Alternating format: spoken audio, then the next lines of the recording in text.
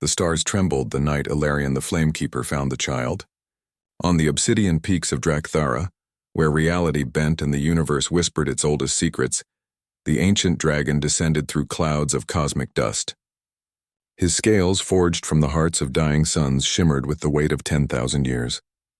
He had witnessed the birth and death of civilizations, had seen empires rise from nothing and crumble to ash, yet nothing prepared him for what lay crying in that abandoned escape pod. A human infant alone, fragile beyond measure. The pod bore scorch marks from atmospheric entry, its distress beacon still blinking weakly into the void. Around it, the remnants of a desperate flight. Burned navigation charts, a broken family hologram, and a hastily scrawled note that simply read, "Please, save him, his name is Kale." Ilarion's ancient eyes, pools of molten amber, studied the wailing creature. Humans were known throughout the galaxy as the weakest of spacefaring species. No natural armor, no claws, no venom.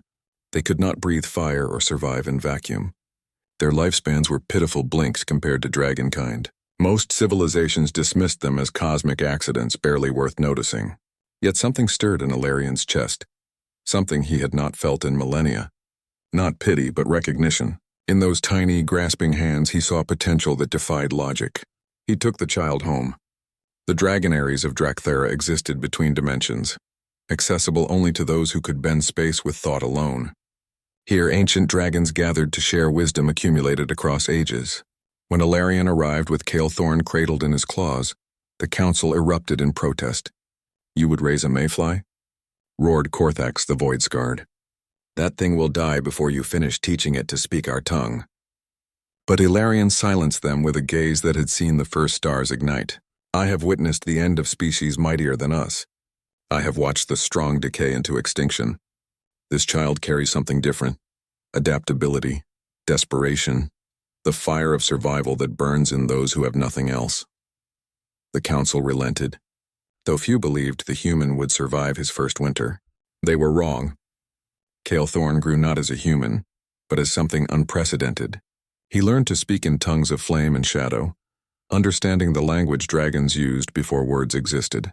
While his body remained soft and vulnerable, his mind became a fortress of draconic wisdom. Ilarion taught him the ancient arts, dimensional mathematics, reality weaving, and the fundamental truth that strength came not from scales or fire, but from will. By his 10th year, Kale could stand in temperatures that would vaporize steel. His human adaptability pushed to impossible limits through gradual conditioning. He learned to read stellar drift patterns and navigate hyperspace currents by instinct. Most remarkably, he learned to think like a dragon, in timescales of centuries and strategies that spanned solar systems. But he never forgot he was human. On his 18th birthday, as he stood at the edge of the dimensional eyrie looking out at the galaxy's spiral arms, Ilarion approached with heavy news. "The Velkrath swarm approaches," the ancient dragon said, his voice grave as collapsing stars. "They have consumed 17 systems in 3 months. Billions dead. Dozens of species extinct. The Galactic Council has fallen silent. Even we dragons cannot stop them alone. They adapt too quickly, learn too fast, evolve beyond any single strategy." Kale turned, and in his eyes burned something that made even Ilarion pause. It was the look of someone who had spent their life being underestimated, who had been abandoned once and refused to let it happen again. "Then they haven't faced someone who thinks like both dragon and human," Kale said quietly. "The battle for the Nexus system would be remembered for 10,000 years.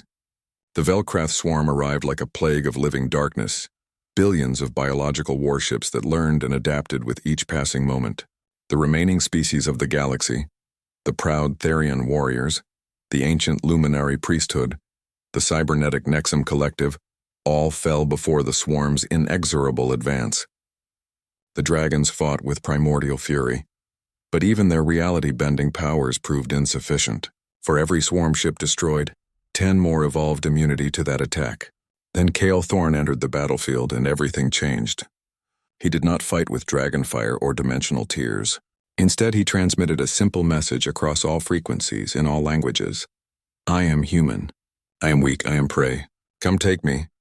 The swarm's collective intelligence evolved to identify and eliminate threats, dismissed him entirely. One insignificant human among dragons? Not worth prioritizing. That was their fatal mistake. While the dragons drew the swarm's attention with spectacular displays of power, Kale slipped between dimensions using techniques no single species had mastered. He infiltrated the swarm's neural nexus, the central consciousness that coordinated billions of individual organisms. And there he did what only a human, a species that survived by outsmarting stronger predators, could do. He didn't try to destroy it. He confused it. Using quantum encryption algorithms combined with draconic reality warping, Kale introduced paradoxes into the swarm's collective decision-making.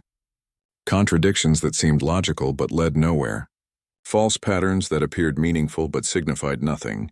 He weaponized uncertainty, doubt, and misdirection. Concepts foreign to a species that operated on pure evolutionary optimization. The Velcrath swarm, which had conquered through perfect adaptation, tore itself apart trying to resolve impossible contradictions. Within hours, the greatest threat the galaxy had ever known dissolved into chaos, its component organisms scattering without direction. When Kale returned to Drakthara, the galaxy's survivors gathered to witness his arrival. The same species that had once dismissed humanity now bowed before a human raised by dragons. Ilarion met him at the Ares edge, pride radiating from every scale. "You have proven what I always suspected, Kale Thorn. Humanity's weakness is its greatest strength. You survive not through power but through cunning, adaptation, and the stubborn refusal to accept defeat." Kyle smiled, looking out at the stars he had saved. "You taught me to think in centuries, Ilarion, but I taught myself to win in moments. That's what humans do. We make the impossible happen before anyone realizes it's too late to stop us." The galaxy had learned an important lesson that day.